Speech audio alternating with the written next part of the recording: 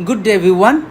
This is Mohammad Nasim Firdaus, and I am here to provide you particular knowledge on world Englishes.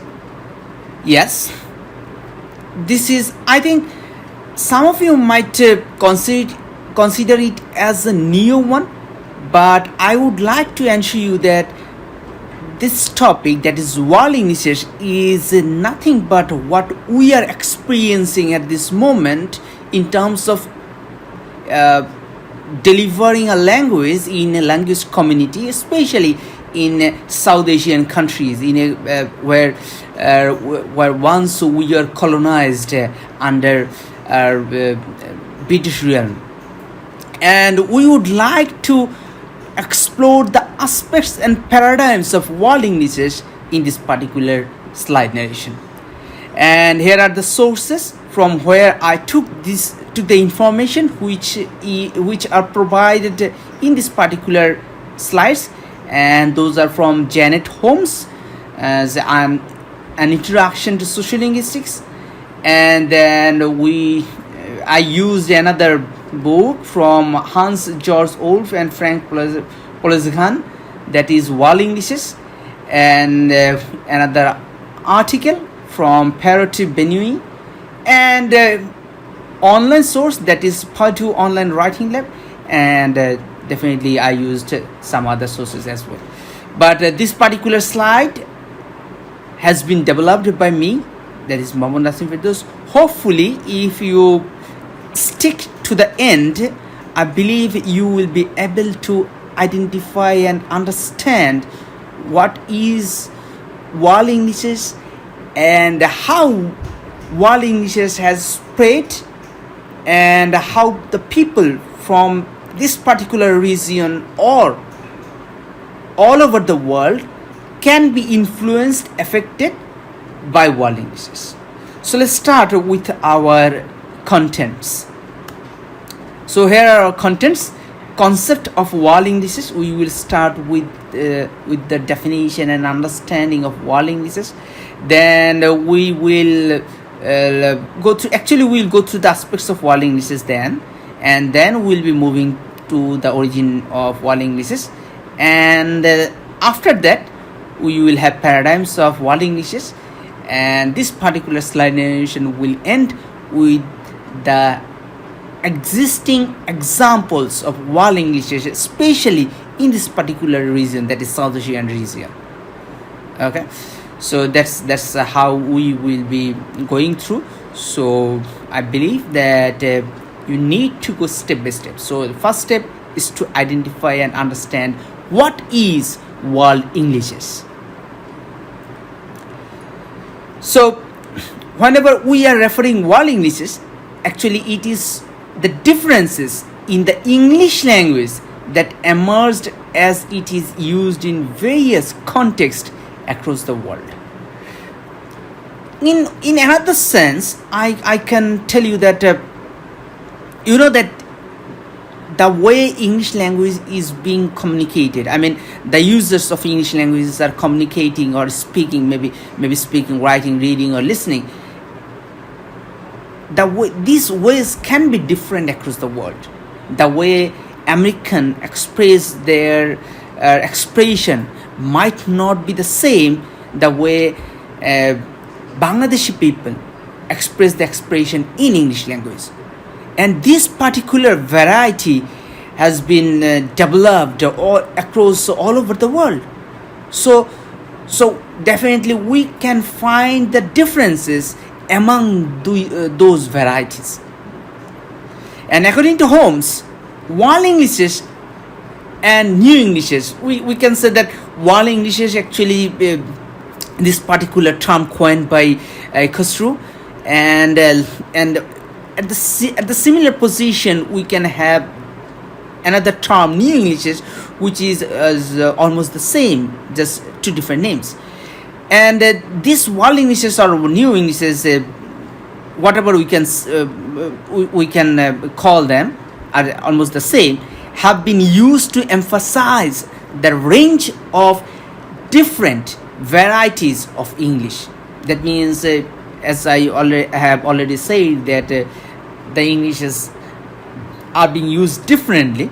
So there's different varieties of English that have developed since the 19th century. So we are talking about a particular time duration, and after that we can make the differences among those varieties. So whenever we are talking about those varieties, we are referring world Englishes. So world Englishes does not mean any particular variant, rather than we are trying to find the differences around the world. Yes, it is intelligible, mutually intelligible. All the Englishes can be intelligible among the users. For example, maybe Asian English can be understood by the Americans, or maybe American English can be understood by British, but definitely they can understand that from your accent, from your pronunciation, maybe from your vocabulary, they will be able to understand which region are you from. Okay, so how this particular English varieties have developed over those years. We are talking about since 19th century. So how it has developed. So the experts have found that there are several reasons across the non-English speaking regions. Okay, non-English speaking regions. That means where English is not a native language. In those areas, the reasons for developing that new varieties of English, that means we are talking about world Englishes or new Englishes. So what could be the reasons? And the reasons were found from the migration, from that means when people from one particular region shifts to another particular region. So that is the time that happens. And then colonization is very important, and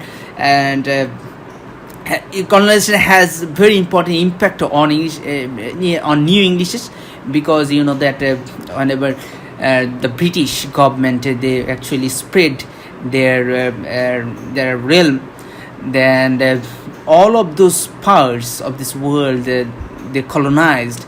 You can find the application of English languages in there. So definitely you will find a variety in those colonized areas. And the adoption of new technology. I think that in this generation everyone can understand the way technology has developed, the internet, and of course the smartphone, laptop, and other gadgets and other technologies as well.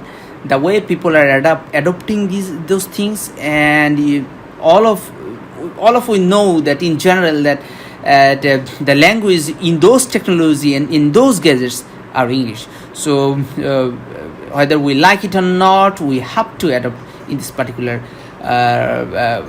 language in order to adapt those technologies. And the proliferation of entertainment like movies. Okay, so yes, as the culture of watching movies across the world, especially nowadays, I believe that most of us are very much what can we say, we see various movies originated from America, and that is why through those movies, and I can say this web series as well and the TV series as well, those are getting popularity across the world, not only the English speaking countries but also in non-English speaking countries, especially in Bangladesh as well. So definitely the people are getting the language from this particular movies, and they're adapting the culture, they are trying to get the pronunciation, sentences and other things in subconscious mind. So definitely they are developing a new variant of English in those non-English speaking countries. And what Chambers says, he actually provides two basic causes for any language variations. That means in order to develop English varieties, Chambers finds that naturalistic and socially constructed explanations are the two basic causes for language variation. So definitely we can say that for English language variation, we can say that one is naturalistic and another one is socially constructed explanation. Sometimes the way society has adapted in their particular region might not help us. So maybe migration and colonization can be one of the socially constructed explanations, so you can identify them. But the adoption of new technologies and the proliferation of entertainment, I will be voted for them as naturalistic cause for developing a neo-English variety. Okay, so what are the aspects of wall Englishes? So we have a very short form of wall Englishes, that is we. Yes, I have heard that English is not a language for a particular country nowadays. English is a global language, and you know that it is a lingua franca, and that particular term lingua franca has been developed from wall Englishes. So that is pretty amazing, I believe. And how will you appear? How will you look at them? That means if we want to identify the aspects of wall Englishes, if you want to look at the appearances of wall Englishes, and you can find those appearances in all those four aspects, that is linguistics, literature, communication and media, and pedagogy, that means in teaching. So all those aspects can be found under wall Englishes. That means whenever we will be dealing, we'll be elaborating, or we'll be explaining wall Englishes, we will be finding that those wall Englishes, the presence of wall Englishes in those aspects as well. So first one is linguistics. That means whenever we will be trying to study the language, then that means we are talking about that particular variety which have originated in different parts of the world. We will find the differences in phonetics and phonology. That means there will be differences in sound and sound systems. So definitely I'll talk about that at the later part of this video.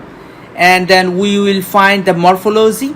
That means lexical items, that means the vocabulary. And then syntax, there are differences in the sentence structure as well, especially when we are talking about the utterances, that means spoken form of that particular language.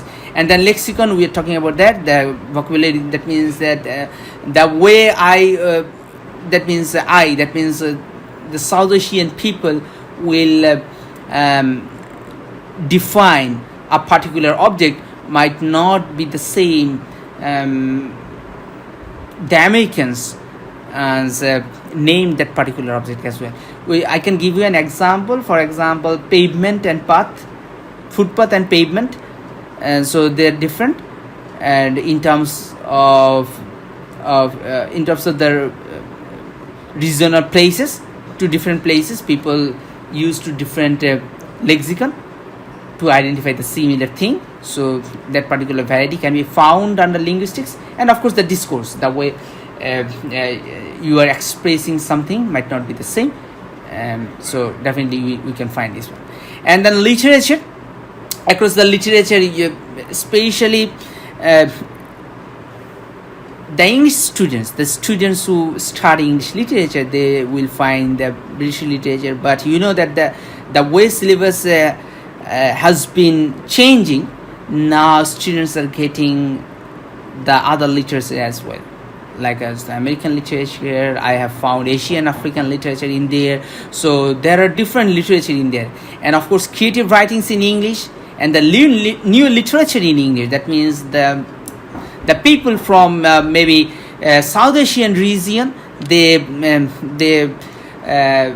develop literature, and after that those literature can be added or also added in the global literature section. So that is how you can find that.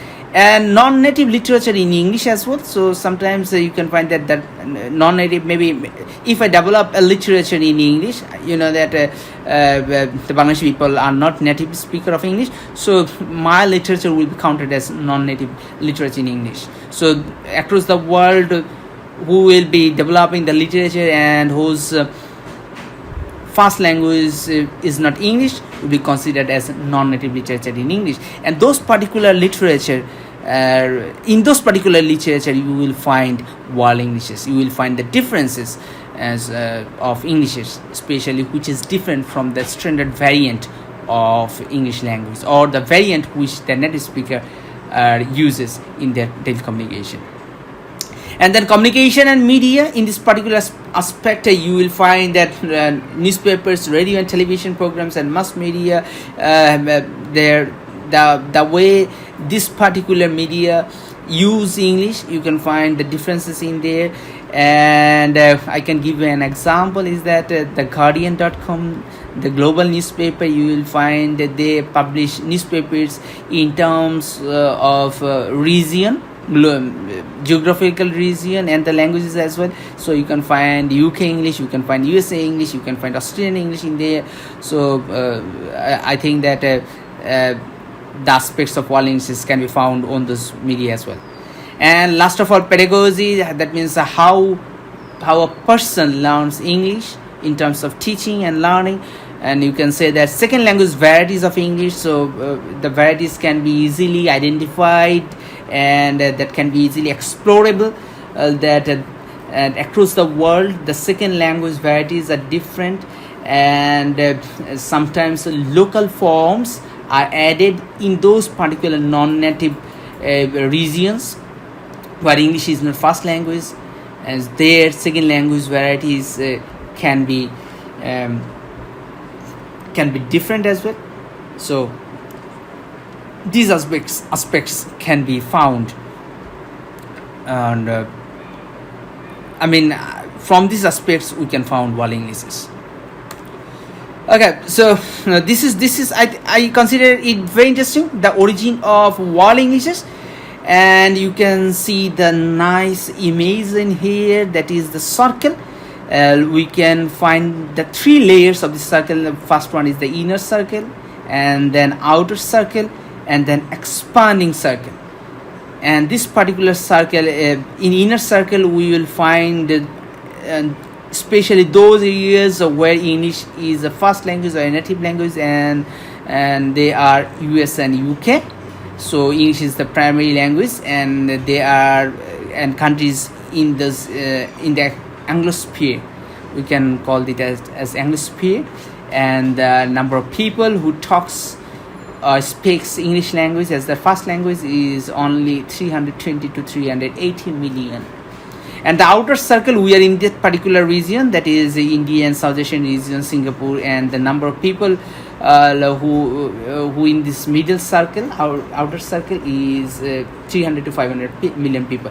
And another thing I should add, that is the colonial history in these particular regions. That means the regions or the countries which are in the outer circle has a history of colonization. So that is why English is more developed, considering or comparing expanding circle. The people in the outer circle, the countries in the outer circle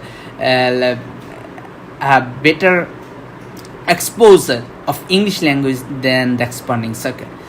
The expanding circle or the expanding outer circle, we can say that English is spoken but does not have a colonial history or official language status. So that means that after colonization in those particular regions, English has spread.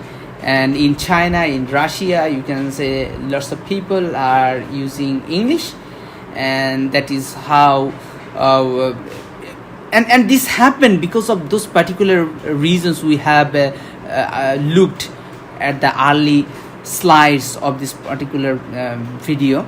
So you can see that English has been developed as a world language, as a lingua franca. So people from the expanding circle, the countries from the expanding circle, they are trying to get involved with English language, and whenever they do, they actually create a new variety of English language which is considered as world Englishes. So this particular inner, outer, and expanding circles of English is slightly adapted from Khosrow, and this particular image or the chart or the circle is taken from Holmes.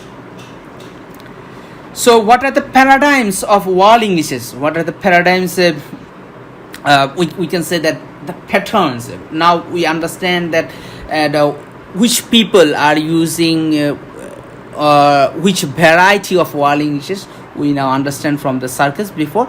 So now we can consider that what are the patterns of world Englishes, and easily we can identify this particular paradigms and suggested by Bolton.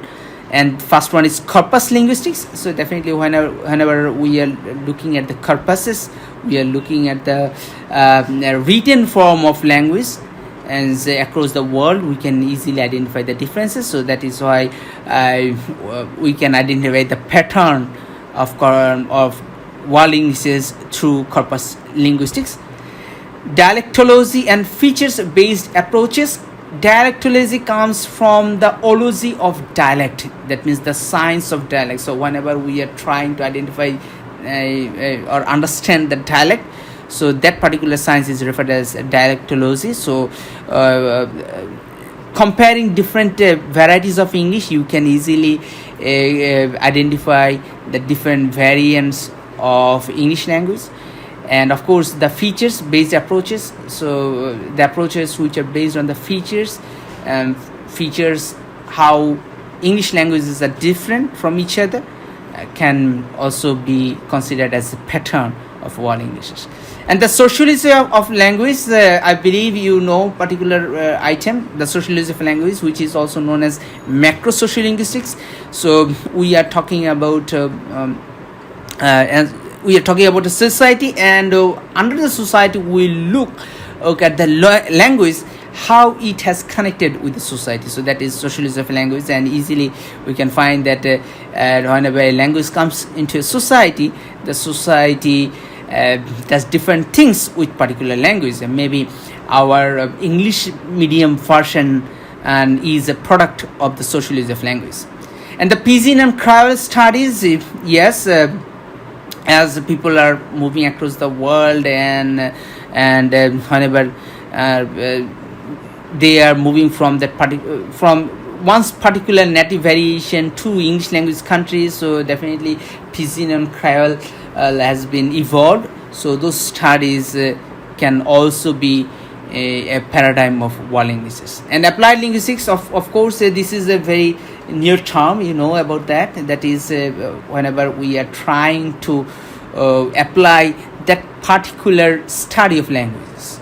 So we are not limited to only learn, but to apply the study of language in our linguistics area.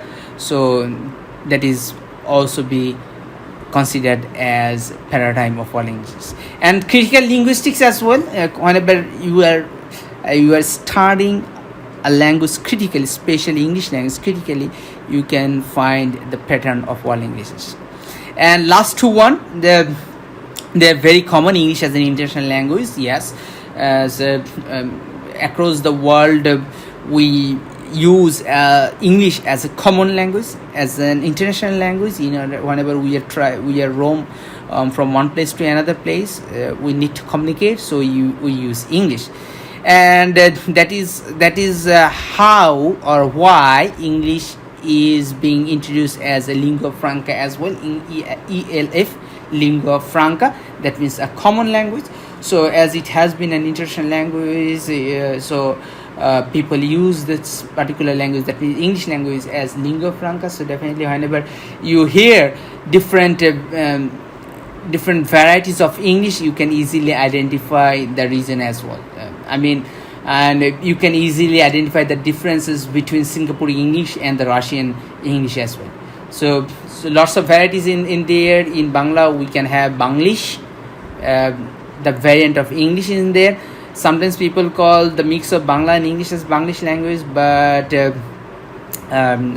uh, one of the sources I have used, it said that Banglish is a form whenever we try to use the English language in a form of Bangla language. We use different pronunciation system and vocabulary system, synchronizing English language. That is the time we produce this one.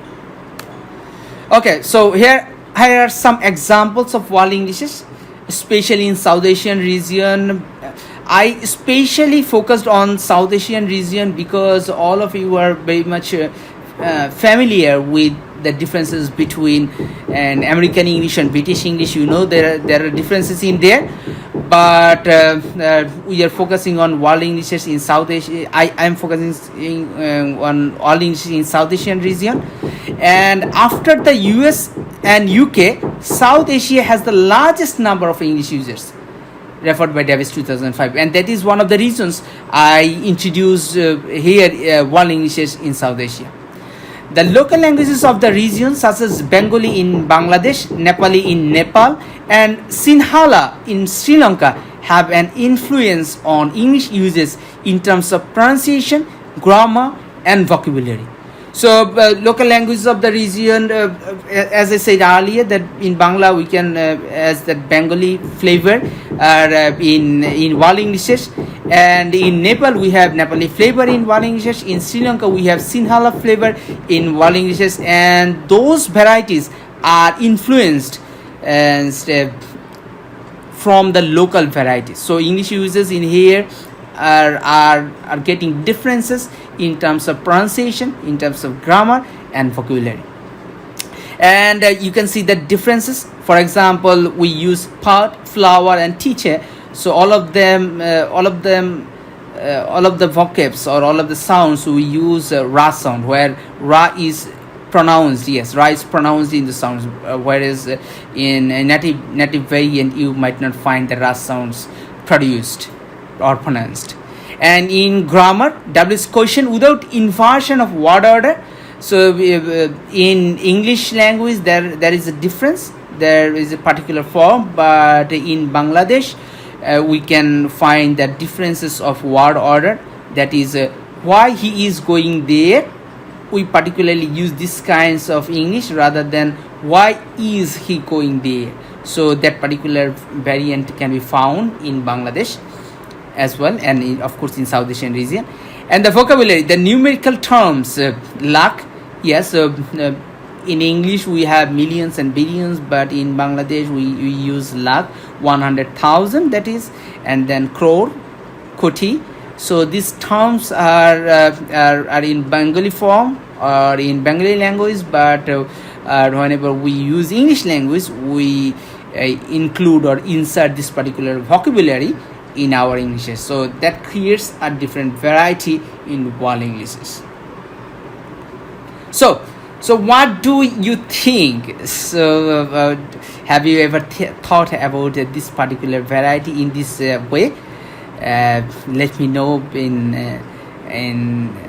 the comment section, or maybe in the forum. And where is we going? Okay, so don't be confused with ease in terms of the use of we, because this we refers as a wall English. What is wall English is going? Where is wall English is going? So you can easily understand that English is not a language for any particular region anymore. It is not only the language for the British or the Americans or the Australians, but it is a global language. So it is not limited to particular those region, and those varieties they are developing without any